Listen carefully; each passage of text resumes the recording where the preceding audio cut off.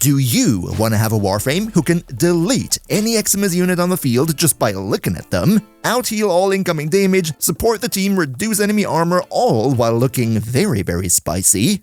Well, ladies and gentlemen, that's Oberon for you, and he is the GOAT of Warframe. You know, he has like goat horns and hooves, and his eyes are like this. You know what? I don't know where I'm going with this. Let's just talk about him. Big shout out to all our generous channel members. Intro over.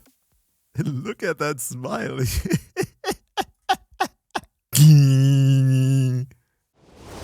Now, first of all, let's start out with Oberon's abilities. And before we jump into this, one thing I want to say real quick is, I know Oberon had some massive changes in how his abilities work, but for the sake of this video, I don't want to go too much into how things have changed and how they were before, but rather, let's just talk about the abilities the way they are right now, because frankly, that is what matters at the end of the day. Now, starting out, his passive is called Mesmer Skin, and what this does is, you get an amount of charges that block incoming damage, and I just realized that's the wrong footage.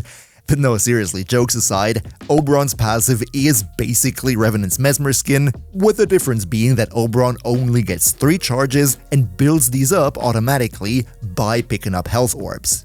So, in other words, as long as you constantly keep picking up health orbs, you are completely and utterly invincible. Oh yeah, and you also give these charges to all allies in affinity range. Ability number 1 goes by the name Smite, and this one is essentially a type of anti-Eximus spray. You cast this at one target, and that target immediately will lose all its armor and even all its overguard, and on top of that, take damage as high as 75% of their maximum health, and everybody who's unfortunate enough to be too close to them will also take a portion of said damage. So yeah, long story short, what this means is you cast this at Eximus units, and then they're gonna be un-Eximized, if that is a word. It's great, it's useful, and if you have some additional damage buffing going on, then you can even completely one-hit the Eximus just with one cast of this ability. Now, Smite also has an augment called Smite Infusion, and this one is basically an elemental infusion type of augment as we have seen it multiple times in the game already. You put radiation damage on your weapon. If you want to go for weapon platforms playstyle, I think this one is viable. However, radiation is not necessarily the type of damage that we usually want on our weapons, so I want to say it comes down to personal preference. Ability number 2 is called Hallowed Ground, and this one is actually pretty darn cool. You create an AoE around you where plants grow, and whenever you or allies are in this AoE, you become completely immune to any type of negative status effect. That is already cool. However, if enemies come into this AoE, then they will be inflicted with a bunch of radiation status effects, 2 per second to be precise, which is cool for your survival because enemies affected by radiation attack each other and not necessarily you. Plus, having a lot of radiation on the enemy is also going to be beneficial for the rest of our kit, so keep that one in the back of your mind for a second. Now, also here, there is an augment, however, I don't really vibe with it all that much. It does increase the duration, which is nice, but I don't think it's all too necessary, and the part where it deals all the remaining damage all in one is kinda weird because the base damage of this is basically 0 anyway. Ability number 3 is called Renewal, and this one is a pretty good skill, albeit somewhat situational. Here's what I mean. First of all, this is a channeled ability, meaning you switch it on and then it will be on until you switch it off or run out of energy. Being a channeled ability, that also means you can't use any energy regeneration over time effects with this one, but as we're gonna see in a minute, that's not gonna be too big of a downside anyway.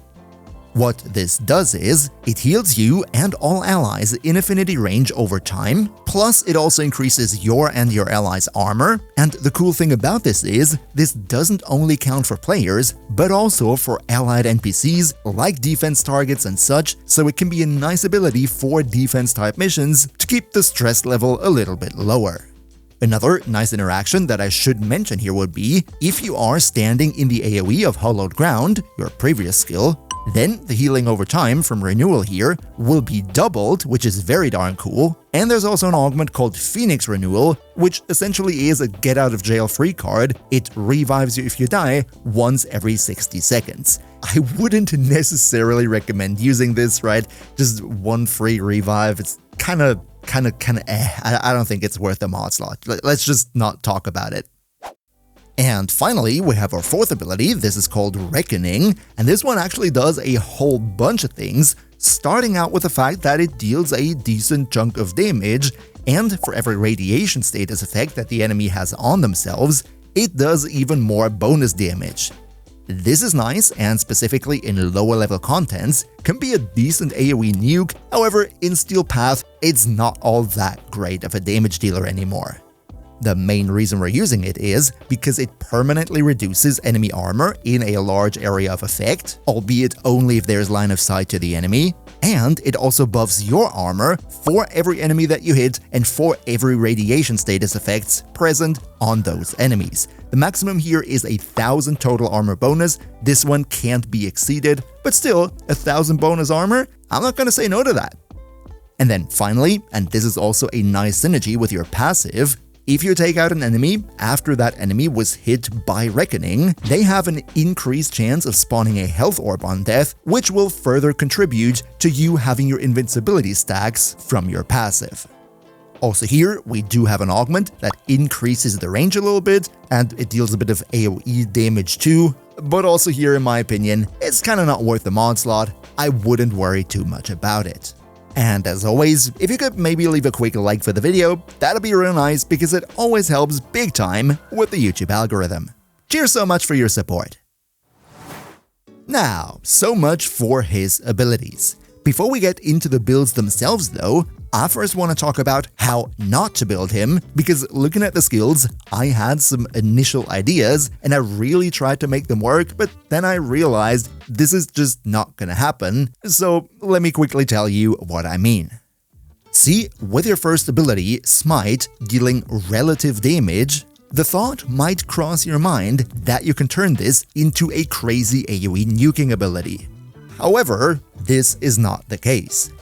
First of all, the AoE portion of the damage that you're dealing outwards is relatively low, and you would need tons and tons of ability strength to get it up to fatal levels. Plus, it only works if you cast Smite on an enemy with a lot of health, and even then, all the enemies around will have to be armor stripped, will have to have 10 viral procs on them, you will have to use something like Roar to further increase your ability damage, and if you want to be consistent, potentially even use orange Archon shards to further increase your damage against irradiated enemies, which is a ton of crazy high investment just to have a little bit of an AoE insta-kill. If you ask me, Smite is not meant to be an AoE nuke, it's just to be used against Eximus or overguarded units to take this specific one unit out of the fight as quickly as possible, and everyone you happen to take with them, well, that is just the cherry on top. And similarly, also the damage of your fourth ability, Reckoning, seems to be high enough to build for it, and on lower levels, using this as nuking ability is definitely viable. But also here in Steel Path, you will have to have crazy high ability strength, viral priming, armor stripping, to the point where I would say it is just not worth it to shoehorn Oberon into trying to make him some sort of a nuking frame. If you want to press one button and delete the entire screen, just go and play Sevagoth. But yeah, now that we know how not to build him, let's actually take a look at the builds, where first of all, I want to start out with a bit more beginner-friendly of a build. I think he's a great Warframe for Star Chart players, so this right here would be a nice build approach for those who are still playing through the story. What we're gonna do here is, first of all, in the aura, it doesn't really matter, go for whatever you like. However, Corrosive Projection is pretty darn cool, because if you use Umbral Intensify for your fourth ability, in combination with Corrosive Projection, then this thing is actually gonna fully armor strip every enemy around you with just one cast. Next, we go for Equilibrium, which ensures our energy income, because we're gonna get quite a lot of health orbs with our fourth ability, or also, and this is very good on Oberon, have a companion with the Synth Deconstruct mod on them. This will generate you even more health orbs.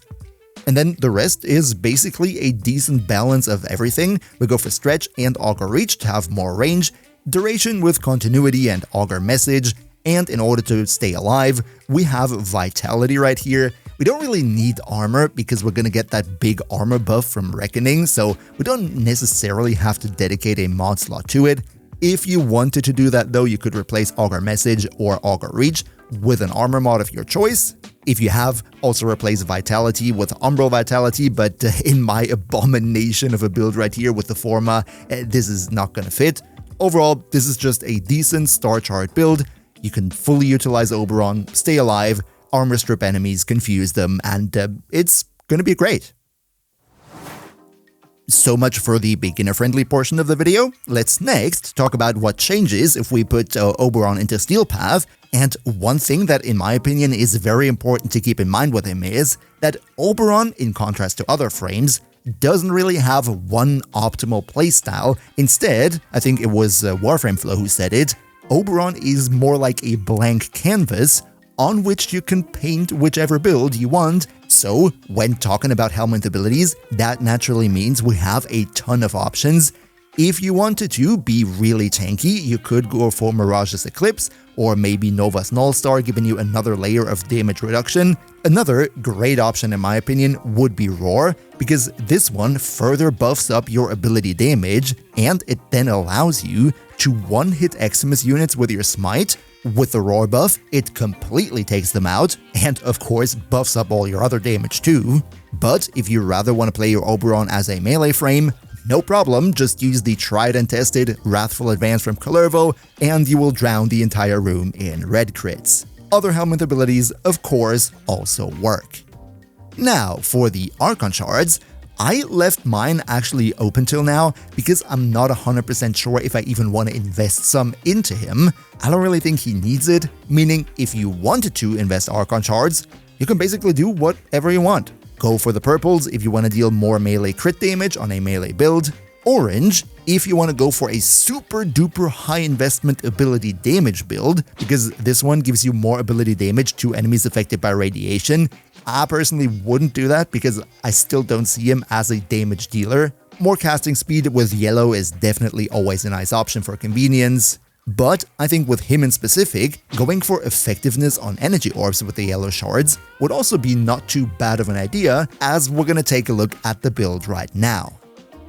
This right here would be it. This is what I went for, but let it be known, there is no one right way to build him. With Oberon, there's a lot of variety, so take whatever you see here more as a suggestion and not as gospel. First of all, Aura and Exila slot, as for most Warframes, doesn't really matter all that much. I went for Growing Power because it gives me more ability strength. And then what I did is go mainly for a lot of ability range, because that allows me to hit a lot of enemies with my 4th ability. It makes the AoE of my Hallowed Ground bigger. And in my case, I subsumed over the healing ability, because I genuinely think with the passive giving us the invincibility stacks and the enemies being confused by the radiation, we're pretty darn okay when it comes to survivability, but as always, you do you. Up next, we have a healthy mix of duration and ability strength. Ability strength is coming from Blind Rage, Umbral Intensify. You could replace this with Archon Intensify. If you had your healing ability, that would then trigger Archon Intensify and give you more ability strength. You could also go for Precision Intensify if you specifically wanted to buff up your 4, but I just went for Umbral because it's a nice mix for all the abilities. Next, we're gonna go Energy Conversion. This gives us 50% more ability strength on our next cast after picking up an Energy Orb, and the reason why this works so well is Arcane Universal Fallout. Whenever we take out an enemy, we have a 6% chance for that enemy to drop a Universal Orb, meaning health and energy at the same time, per radiation status effect on the enemy. So, if the enemy has a max of 10 radiation procs, that means a 60% chance per kill to get one of these orbs, which single-handedly takes care of our energy needs, plus showers us so hard in health orbs that our passive is pretty much gonna be up all the time. However, in this approach right here, I also went a little bit into health tanking, by going for adaptation, which is a nice layer of damage reduction, plus the 1000 armor from R4, plus Arcane Blessing, giving us another 1200 extra hit points. So this right here is basically a nice all-around build. You're a little bit tanky, you also have the invincibility from your passive, you have decent strength to fully armor strip the enemies, buff up yourself and your allies with Roar, and that's why I think it's okay that he's not the crazy nuke now as well. But how do you build your Oberon? Let us know in the comments down below. And if you also want to see how to make the new Warframe Noko ridiculously broken in his damage output, then you can see that crazy build right here. Another big shout out to Niels V, Demon Nordsel, Demon Emperor, Emperor Prime, Nost Linux Gaming, Turtlepeer, Underkani02, Skylar Bowser, Mihawki, Phil the Meme, Socrates the Almighty Rat, Leo Morizaki, Shadow Lockhart, Hound Tagas, Patrasator, Troller Loxon, Boomia1, Mr. Games Plays, Zave, Arwindai, and all other generous channel members for your continuous support. We see each other hopefully in the next one, and until then, as always, good loot.